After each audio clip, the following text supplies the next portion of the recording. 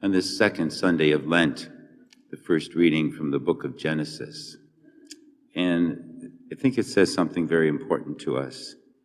Notice the word bless and blessing has been used several times. I will make of you a great nation, and I will bless you. I will make your name great so that you will be a blessing. I will bless those who bless you, and all the communities of the earth shall find blessing in you. Those promises were made to Abraham. Abraham lived about 4,000 years before Christ, and he made those promises. Abraham and his wife Sarah were childless. They were already well past childbearing years, and yet God promised them that their descendants would be greater than all the stars in heavens or the sands on the shore of the sea. And Abram had to trust. He had to trust that God was telling him would come true. And then he asked him to go to this land of Israel. And it was far less prosperous than the land that Abraham was already in. But Abraham obeyed and went there.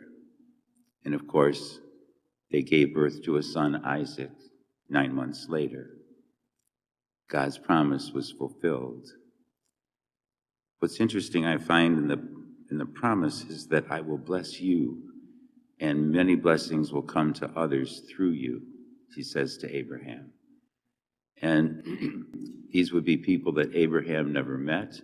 They'd be people that never knew Abraham either. And yet he would be blessing them. We will pray in the Eucharistic prayer, number one, we acknowledge Abraham, who is our father in faith. He passed on the faith from his generation to the next and the next for thousands of years. And it comes all the way down to you and me. And so today, on the second Sunday of Lent, we're asked about those blessings. Might help with a story. There was a man named Charles Plumb. Charles Plumb was a Navy jet pilot during the Vietnam conflict. He flew over 75 missions in his airplane. And one day it was gunned down. But as he bailed out of the plane, his parachute opened and he was carried safely to the ground. However, he was captured and put in prison in a communist prison for 6 years. After his release from the prison, he decided to share with others the experience that he had. And he was going around the country giving lectures about that experience. Well, one night, he and his wife were in a restaurant having dinner, and a man came over to their table, and he just looked at Charles, and he said, "Is Plum your name?" He said, "Yes, it is." He said, were you a jet Navy pilot? He said, "Yes, I was." And he said, "Did you fly flights off of the Kitty Hawk ship?" And he said, "Yes, I did." And he said, "And you bailed out of an airplane with a parachute?" And he said, "Yes." He said, "How did you know that?" And the man said, "Well, I was the sailor that packed your parachute." And he said, "I can see that it worked." And Charles said to him, "It certainly did." He said, "And I want to thank you," he said, for saving my life." The man left. And then later that day, Charles Plumb couldn't stop thinking about him.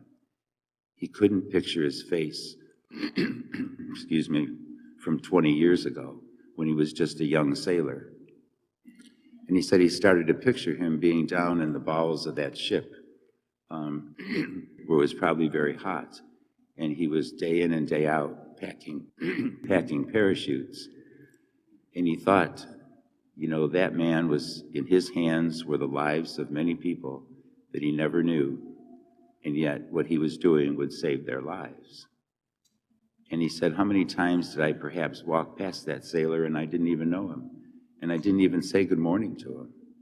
Or I didn't even ask him how his day was. And now he said, I can't picture his face, but he wanted to. And he said it started to thinking about the question, and I think that's for this second Sunday of Lent, who is packing our parachute? And whose parachutes are we packing? If we are to carry on the blessings of Abraham because we are his children in faith, then we have to do the same thing. And so we might ask, who packed your parachute this week? Who prepared your lunch? Who did your laundry? Who fixed your car? Who took your garbage away? Who delivered your mail?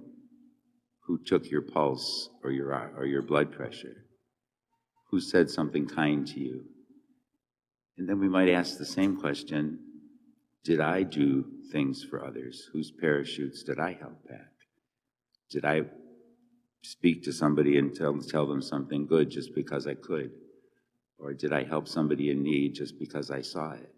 Or did I fail to do so? I think the story tells us that we don't live our lives alone, that we go to heaven in company with one another. And the blessings of Abraham that we read in the first reading have come down to us because of thousands of faithful men and women who lived their faith like Abraham did. And they could do it because the faith was passed on to them. And you and I are in the point now where we're living our faith and passing our faith on to the lives of others. And how important it is that we see how serious it is that we accomplish that. And in Lent, we're called to ask that question. And Jesus will ask us that question when the final judgment comes, won't he?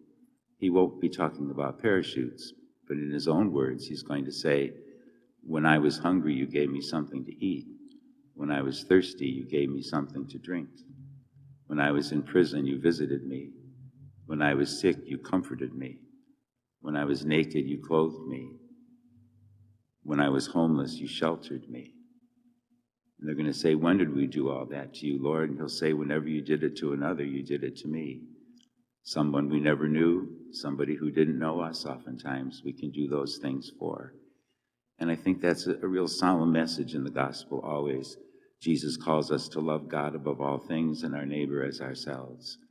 And so just like Charles Plum was so grateful that someone carefully packed his parachute, we need to think of those things for people who do things for us too. When I was thinking today just about people that help me with things that they don't even that I may not have given any thought to. Like I go to the drugstore and pick up my prescriptions, and I need to be grateful that the pharmacist did it very carefully, because I was going to need those pills to be the right ones. And on, I kept thinking of many things like that, of so many people who serve us, so to speak, packing our parachute. We're all on our way to heaven. And someday, when we're gunned down, so to speak, like that plane was, and our parachute opens up, we want to land in the arms of God. And so we will, if we live as Jesus teaches us in the scriptures. Today in the gospel, he has that fantastic experience for Peter, James, and John, where he's transfigured before them and appears as he will in all of his glory. Must have been a magnificent sight to see Jesus as the glorified Christ. And what his promise was, just like he promised Abraham thousands of years before, his promise is that that will be his glory, and it will also be ours, the glory of the transfiguration one day in eternity with God. And so that fills us with hope on our journey from here to eternity. The Lord's promising us an eternal life of happiness and joy, and it will come if we live as Jesus taught us.